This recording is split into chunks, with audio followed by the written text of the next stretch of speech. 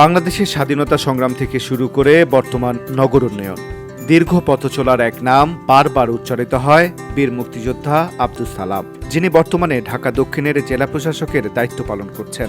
দায়িত্বের প্রতি নিষ্ঠা, সততা ও রাজনৈতিক অঙ্গনে দীর্ঘ অভিজ্ঞতার কারণে তিনি নিজেকে প্রতিষ্ঠিত করেছেন এক দৃঢ়চেতা নেতৃত্ব হিসেবে।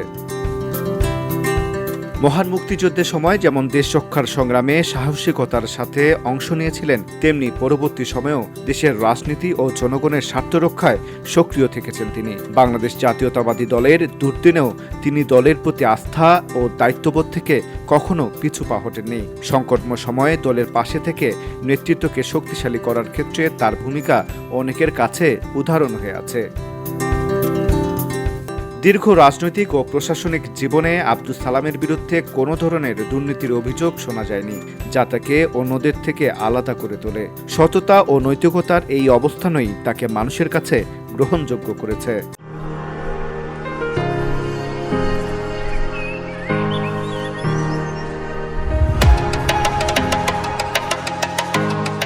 বর্তমানে ঢাকা দক্ষিণের প্রশাসনিক দায়িত্ব পালনের পাশাপাশি তিনি রাজধানীকে একটি আধুনিক বাসযোগ্য নগরীতে রূপান্তরের লক্ষ্য নিয়ে দিনরাত কাজ করে যাচ্ছেন। নগর ব্যবস্থাপনা, জনসেবার মানোন্নয়ন এবং নাগরিক সুযোগ সুবিধা বাড়াতে তার উদ্যোগ ও কর্মপরিকল্পনা ইতিমধ্যে আলোচনায় এসেছে।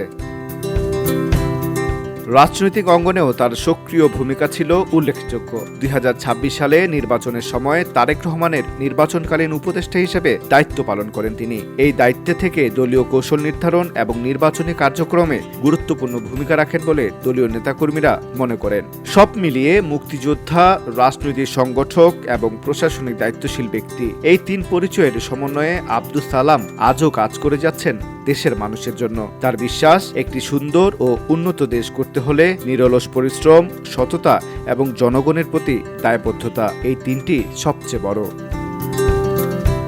ভিওটি বাংলা নিউজ ডেস্ক।